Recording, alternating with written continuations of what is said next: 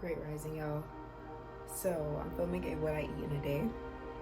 It's 7 o'clock and I had a cup of regular water and now I'm making some lime water.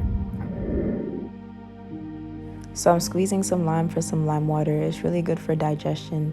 It's ideal to drink first thing in the morning before you start to consume other foods. So we're gonna preface this by saying this is a judgment-free zone and I didn't have a straightener, okay? But I'm on a path to seeking purity, so I decided to drink some blood cleansing herbs. I'm drinking burdock root, yarrow, and yellow dock.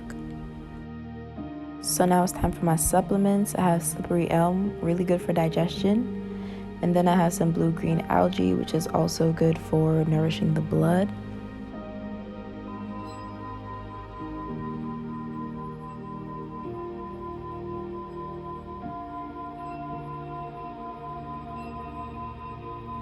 So the singing bowl is really therapeutic to me.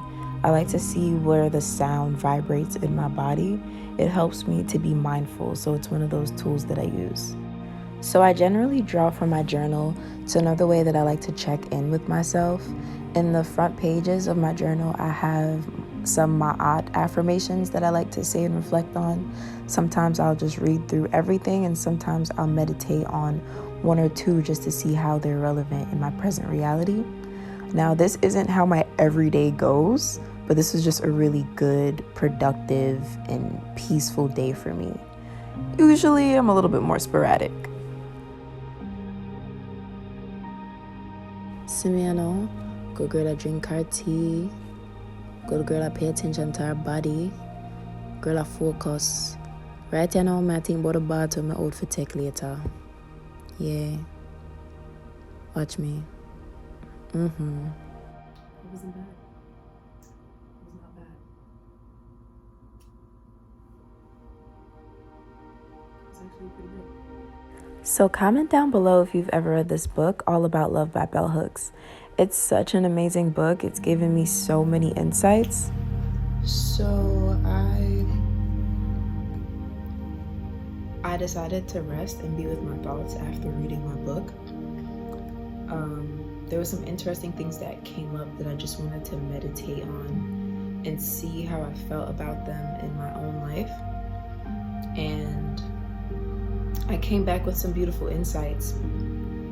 So I've prior to reading this book, I've already known that for myself, I want to live in a village where we all just love each other.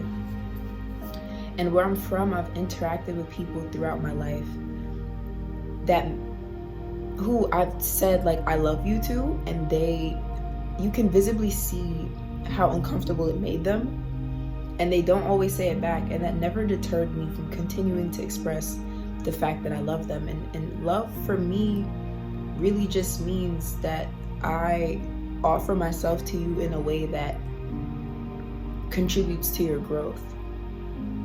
And so, like, it's not specific to a romantic partner. And I find that many of us reserve love for the people who we are sexually intimate with. But when people reserve I love you for the people that they have sex with, it limits them, you know, like it confines them. We can experience love through so many mediums, not just the people that we're having sex with. And the book definitely just reaffirmed that for me and presented that in such a beautiful way. Like one of the most beautiful spaces that we can experience love is in friendship.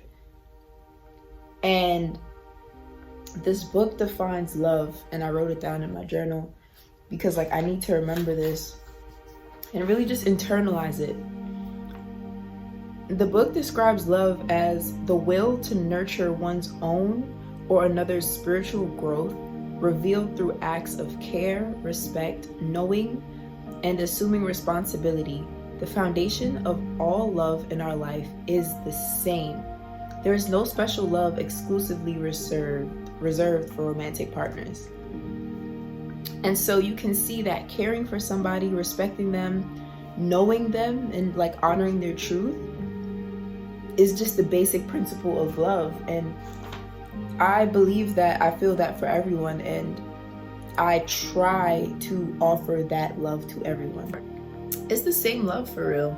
People who have multiple partners and share their bodies with people in that same capacity, they don't love their primary partner less, or they don't love their first partner less. We are allowed to love people differently. We are allowed to love people as they are and offer them the love that we feel comfortable giving them, as well as the love that they can benefit from receiving. And that's all I feel that love is. And I kind of just wanted to share that bit for you guys. I'm currently eating some avocado that I made yesterday. It has avocado, basil, and red onions. Red onions are my favorite. I love to eat them raw. I also sprinkled some chili powder and some salt to taste. I don't know if during a raw food fast I should be consuming salt, but there is salt in here, okay? So when I got up for the day, my whole intention was to take a bath. I was raw food fasting, and I'm really in North Carolina, focusing on becoming more pure in mind, body, and soul. So I was just cleansing the sponge so that I could use it to clean the tub. And I was filming this process for you guys.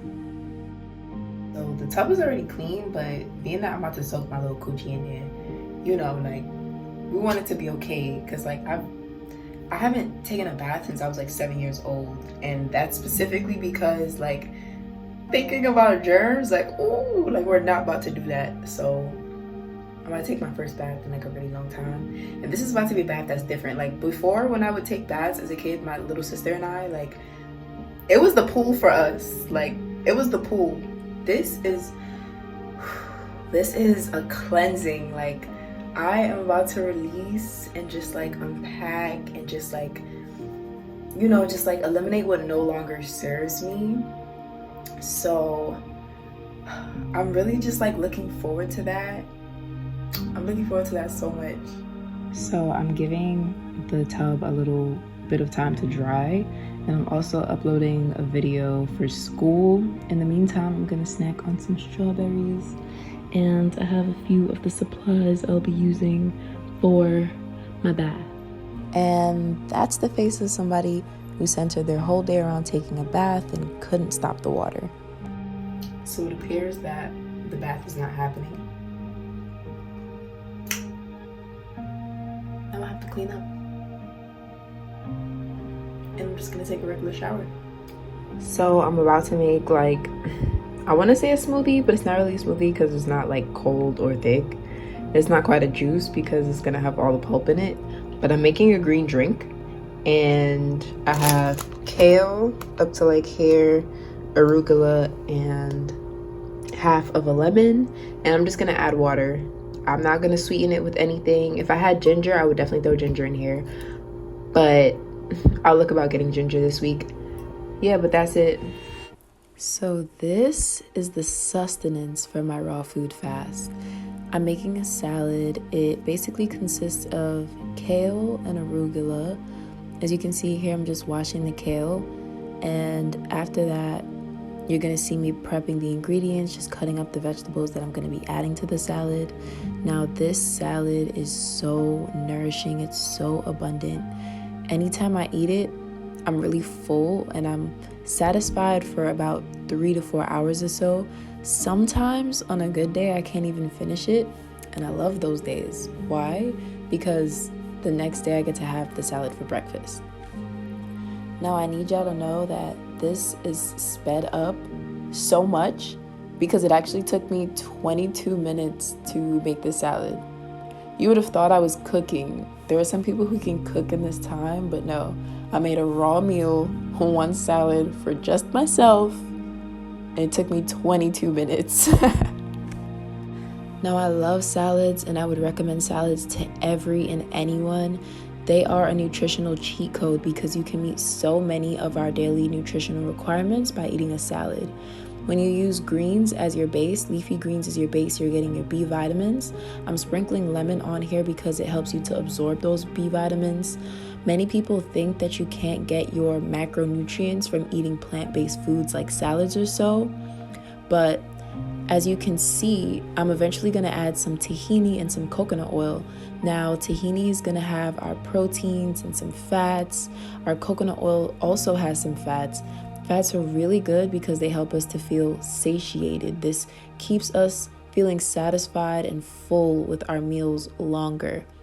I'm also adding some agave here just for some flavor, and then I add a little bit of chili powder. Usually I go for cayenne pepper, but I'm just using what I have on hand here, and you just have a really flavorful and just beautiful meal to enjoy. Salads are great. I highly recommend. Now the salad is finished. Now I'm just mixing everything around, getting everything evenly coated, and I'm about to just enjoy my salad. You feel me? Look at that. Look at the flick of the wrist. Y'all know about that. Now I'm cutting up some avocado. Because what is a salad without, what is life without avocados? Thumbs up for avocados. And if you don't love avocados, this is not the YouTube channel for you. I'm not gonna lie. I'm not gonna lie to you. So while this isn't food, this is a very nourishing experience for me and a very monumental moment in my life. I overcame my fear of skateboarding this day. When I was younger, I had a traumatic experience that gave me panic attacks in my adulthood whenever I would attempt skateboarding. So on this day, I was able to actually get both feet on the board and move. I was able to turn. I didn't do anything crazy, but I did get on the skateboard. I fell, I hurt myself a little bit, but I got back up and I really had the time of my life, guys. So this was a very nourishing experience for me and honestly a confidence booster to just overcome my fear. So I'm happy that I could share this moment with you all. This video is coming to an end. If you made it to this point in the video, I love you. Thank you so much. Like this video and subscribe for more content from me. Peace, y'all.